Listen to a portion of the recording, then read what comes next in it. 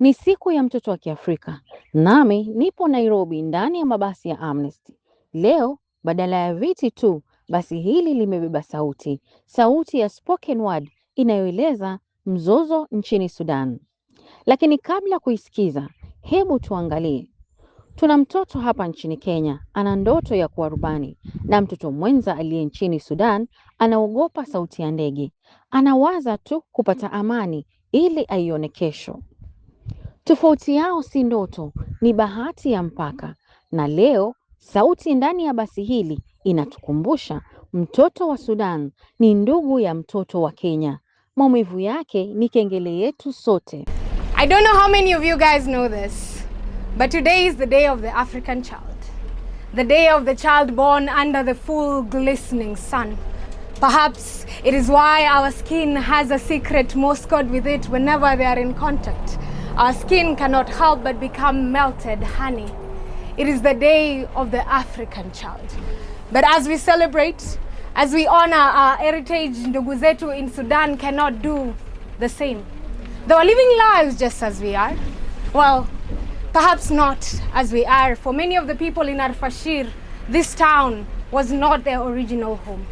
They had fled here when the RSF militia had stormed their homes, taking over most of the region.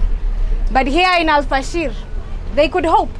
Here, they could pray for peace and wait for it to slowly return until again the RSF militia followed them.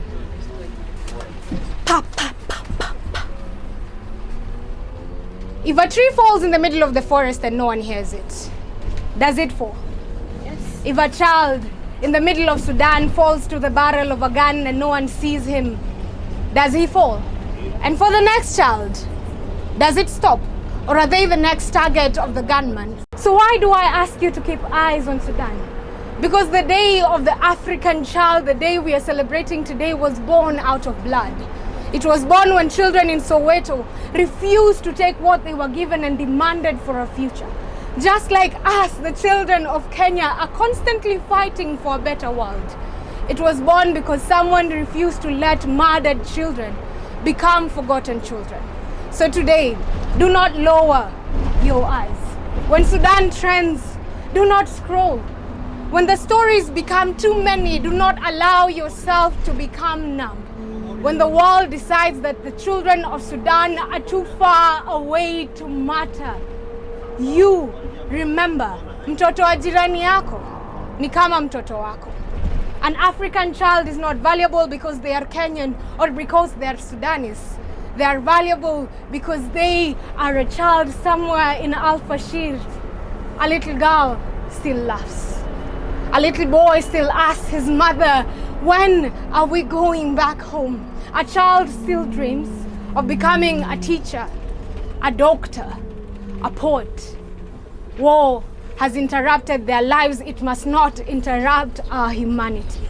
It must not interrupt our humanity. So today, on this day of the African child, I ask that we do not forget each other. Do not forget Sudan. Carry them in your prayers.